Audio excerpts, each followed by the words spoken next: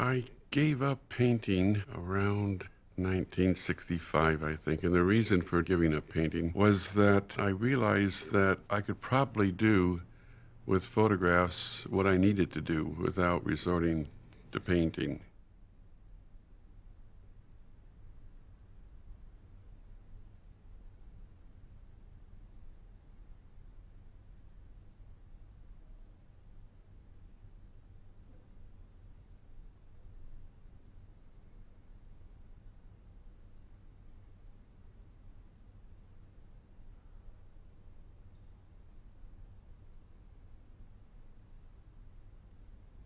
I think the first time I used photography in my work was pretty much as documentation of something. I had done a work where I had used a map of the state of California and a word California going down the length of the state. I would go drive to that spot where each letter was on the map. The C would be in Northern California and proceeding south to like the last letter would be A, that'd be somewhere, let's say, in San Diego near the Mexican border. Whatever materials I saw there, it might be rocks, it might be newspaper, I would make that letter in that location and photograph it.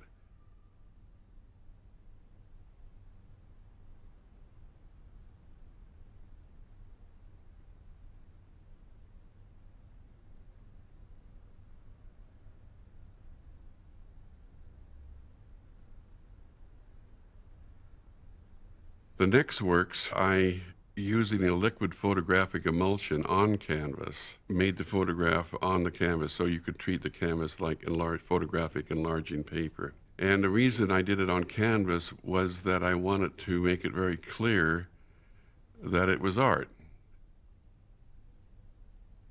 If one sees canvas and stretcher bars, automatically you know it's art. I devised all kinds of ways, which started early back in these National City work.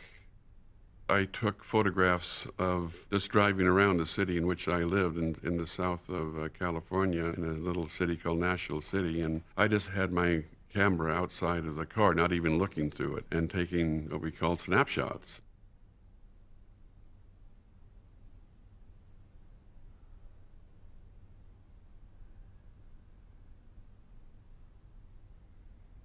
And then I would note down the location, and the finished work would have the photograph, and a sign painter would write down the location that I had put on it. And I got that idea of just looking through books, documentary photography of some city and saying, well, this is, looking south on this street and this is the city, or looking east here and this is what you see. It's just very clinical, not aesthetic.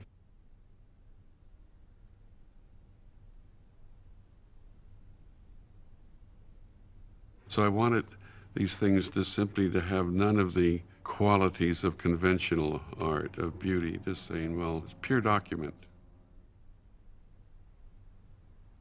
I wanted to be kind of a realist, almost, let's say, like Courbet, saying, well, listen, this is where I live, and I'm not trying to make it pretty.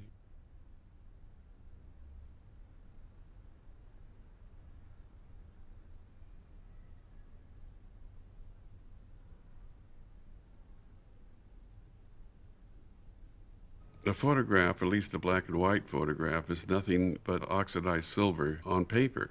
And a painting, if we stay with black and white, again, is this carbon with an emulsification that goes on the canvas. Now, what's the difference? It's just different materials. I don't care about what f-stop it is or what the grain of the film or how does the color look natural, all of these things, or do I have enough grays in a black area or do I have enough white? I really don't care. I mean, it's the imagery that interests me.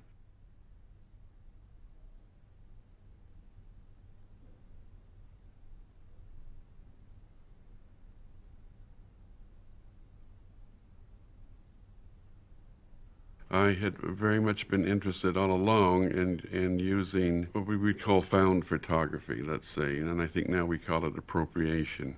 My idea is that I'm an artist using photographs, and now that's a fairly conventional idea, but at the time it wasn't. And I had this idea that if an image already exists, then there's no reason to make a new one.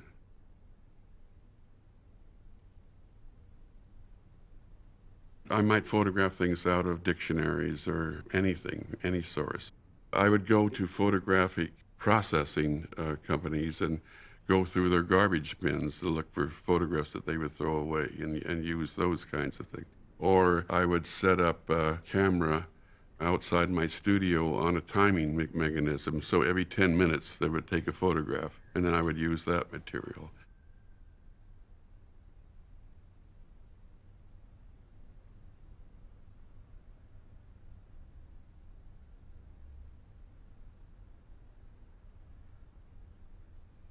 And then I began to do the same thing off of television. For instance, images off of the television.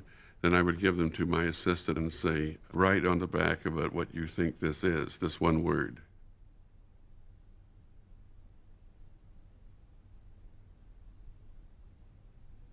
And then I would file them away like in a dictionary. And then I would use them as like language, except instead of using the word, I would use the image.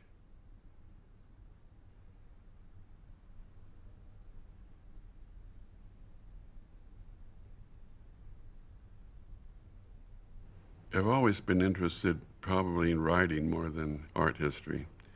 And I see myself maybe as almost like a visual poet, and that sounds very romantic. But when I say poet, is like a writer that uses words very precisely, the best possible choice of a word, poet in that sense.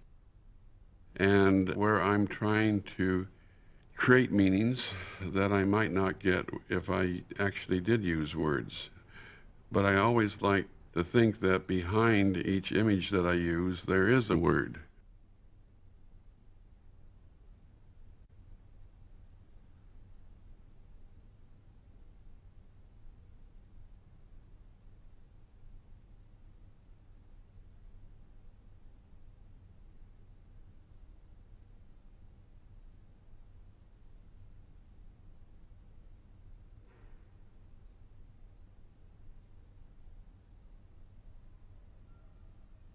Then I began to use movie stills and I began to collect them, to file them in different categories. And the most noticeable one would be people with guns. And very seldom would I use the complete image. Sometimes of an 8 by 10, I might use maybe just 1 square inch.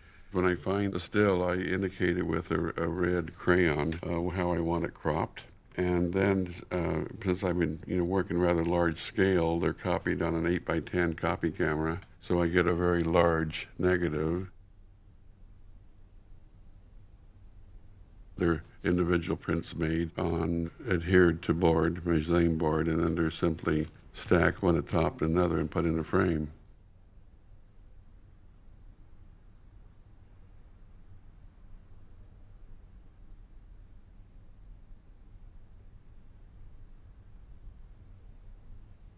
I think why I use movies and TV is that's probably a more real world to most people than the real world. It's more familiar.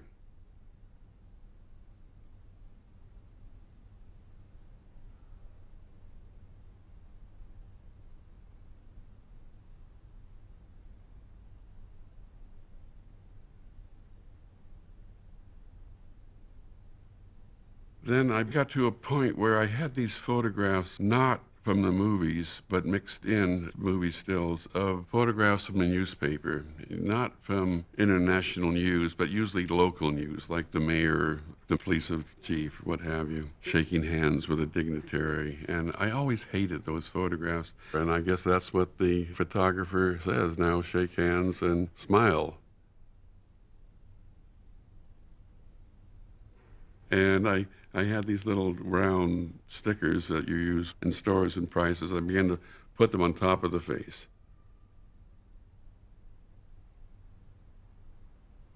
Then once I had these figures with their faces obliterated, I could begin to use them like players or actors in a stage play or a movie. Well, in this particular peace agreement, there was a kind of symmetry about it. There's somebody looking frontal. There's a person on either side, almost like bookends, holding the center section out. I get the handshake aligned with the head here, and that I'm getting pairs of colors like red and green that are opposites, triads, red, yellow, blue. In the history of art, especially contemporary art, that's a fundamental color sequence.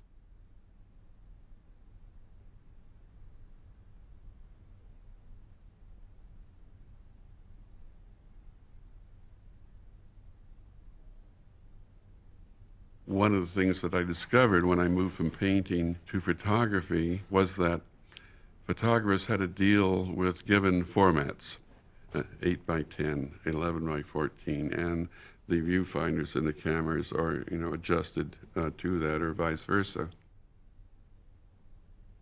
So recently that's kind of come back into my work, and I'm exploring panoramic cameras where you get a very long format.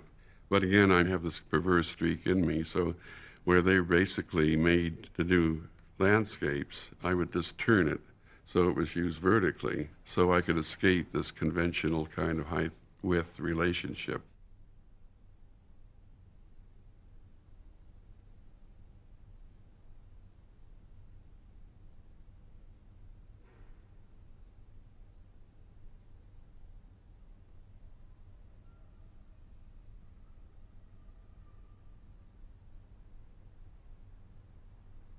Since I gave up painting, I've always collided things, 2 images, 3 images, like a writer would bring 2 words together, and if you get the 2 right words, then you have some magic that happens.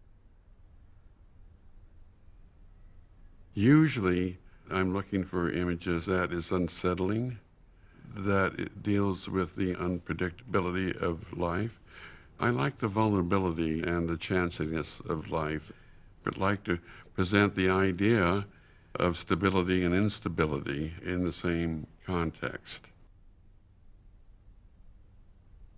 Things happen that we don't like to happen, that the world isn't a calm place. I like to think that the world could open up under my feet any moment. It just, for the moment, it's not doing that.